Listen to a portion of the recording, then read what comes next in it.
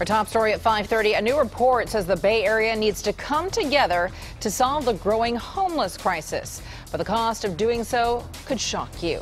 Good evening to you. I'm Veronica De La Cruz. I'm Alan Martin. A new report by the Bay Area Council has found more than 28,000 unhoused residents in the 9-county Bay Area. That is the 5th highest concentration of homeless in the country. KPIX 5's Wilson Walker on how putting a dent in the homeless crisis is going to take a massive effort. Wilson? Yeah, this report comes from a business group, the kind of folks who are normally telling us that we need to invest more in projects like massive transportation infrastructure. Well, now they say it is time for a massive region-wide approach to homelessness. Yeah, so we solve problems on transportation and thinking about housing from a regional scale.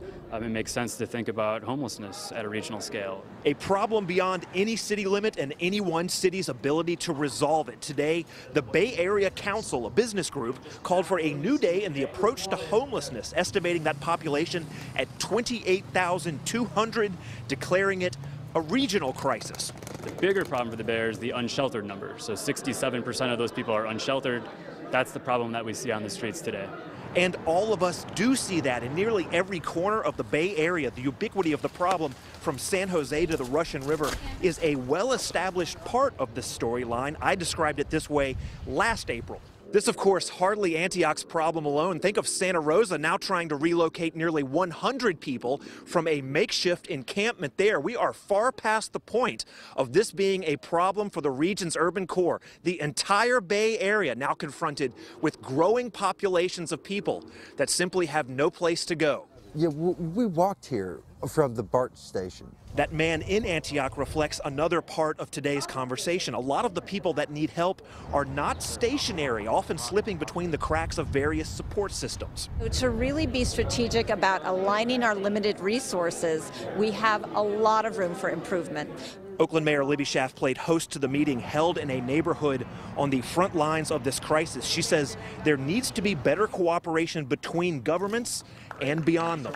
The commitment of the business community to helping to solve this problem, to recognize that humanity and compassion is good business, is really important, especially in the Bay Area. All right. Now, being a business group, they put a number to what they think it would cost to house all 28,200 homeless people in the Bay Area. It's about $13 billion. That's sort of averaged out over the cost of housing folks in supportive housing in all the counties in our region. Now, how are they going to do this? Well, they lay out sort of a strategy for what is sort of ownership of the Bay Area effort as a whole in regards to homeless, sort of a task force that makes sure that all the counties are cooperating with each other and keeping track of folks as they sort of bounce from one county or town to another through different service apparatus. Now, that is obviously a tremendous complicated system. It would cost a lot of money just to run that system.